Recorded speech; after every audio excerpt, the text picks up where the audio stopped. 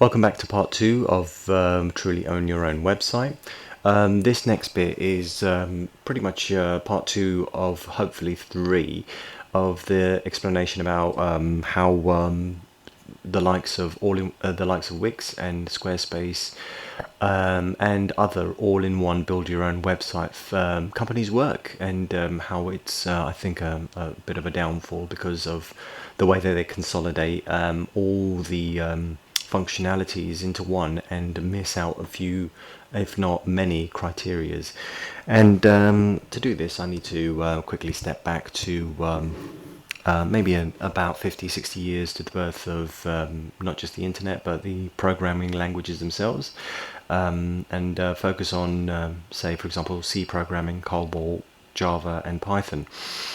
All of these are our recent programming languages, and are the foundations and the building blocks of a lot of coding languages that are important to every single, not just computer hardware, but in computer software and server-side development. And the reason why I'm mentioning them is because all of these languages themselves are consolidated, meaning that certain functionalities, like for example that would have had to been hand coded in the past, like for instance how your graphics works, how the mouse works, how the audio that you're listening to actually works. All of these would have been programming languages that have been reused again and again in order to make sure that you have the perfect content. And a lot of developers, scientists and mathematicians have gone through the trouble of choosing which code works for them, of choosing the functionalities and limitations that can be a massive time saver, instead of actually coding it from scratch. Operating systems like the likes of Windows, the likes of Mac OS X, who are built predominantly on the Unix and the Unix C programming language, cut these corners because they know that it's safe to do so. They spend a lot of time making sure that they can consolidate all these little functionalities so that at a click of a button these features can be standardized, work, and they will guarantee that the operating system will work perfectly fine. How this applies to the all-in-one web builders is so the likes of Wix would say, okay, right, this is a website, and this is a template that contains navigation, footers, content, a shopping cart, a web form. All of these are consolidated features that really should be focused upon by a true developer. And the reason why is because at this stage, standardizing the form is not a possibility, because it's a creative process rather than a functional mathematical process. And that, I think, is the problem, is that you allow the likes of Wix and Squarespace and the all-in-one builders to go, this is the final look of the website and this is the way it should look. Meaning that you get a lot of websites that use Wix, a lot of companies that use Wix, they look very similar because you know that the form is exactly the same. You know that the header looks quite familiar from another website that's actually used either the same template or the same style. And that's the reason that we find it difficult to actually convince the client that rebuilding their website in something that is more that belongs to them and a little bit more bespoke is important to give a unique identity. So the likes of, say, Eurostar compared to British Airways, there's a distinctive look and feel between those two brands. The likes of Nike compared to Adidas, there's a distinctive look and feel to those two brands. And they move away from that functionality because they don't consolidate, they build professional websites, and that's the main point. And so other examples would be the where they've consolidated is the downfall is the template itself. So the layout itself, if you wanted to redefine your website completely from ground up on a all-in-one builder, the all-in-one builder like Wix and Squarespace pretty much do not let you change the template once you've set it.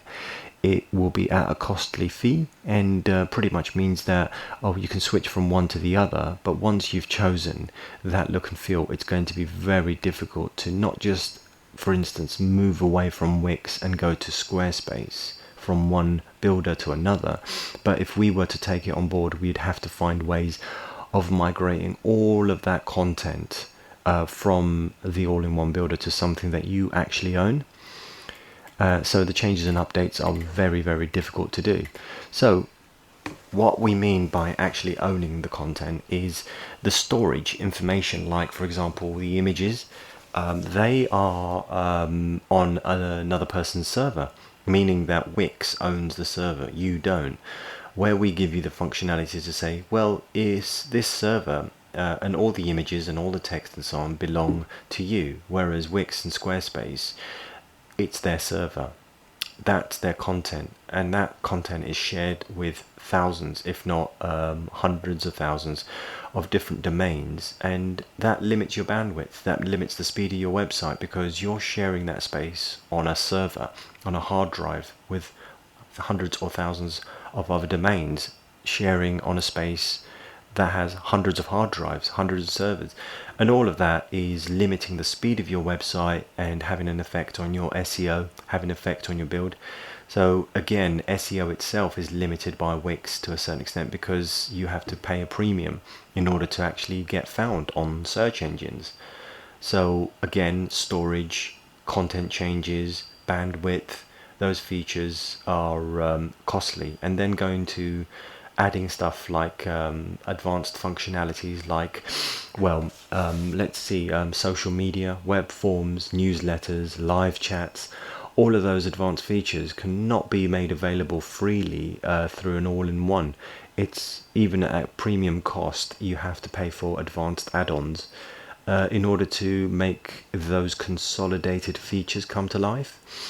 So where we come in is pretty much allowing you to own the content yourself. So any massive changes would have to be basically predefined. We talk to you, we allow you to actually work out whether this works for you in in the way that the website works. So if you were to have a shopping cart feature, maybe it would be beneficial to actually have something that works with the end result of your website. So we talk to you about what your end result will be, what the layout would be, what the functionality would be, and give a final quote. And any additional changes would be part and parcel of the pre-launch.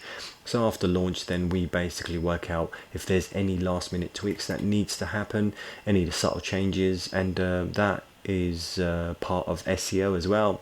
We just make sure that that's pre-built in and predefined, so that the moment that the website is launched, that it is already registered for search engines to find.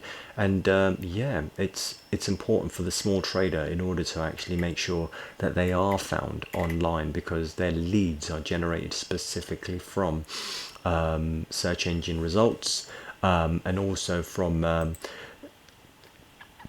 social media interaction, and even from shopping cart functionalities.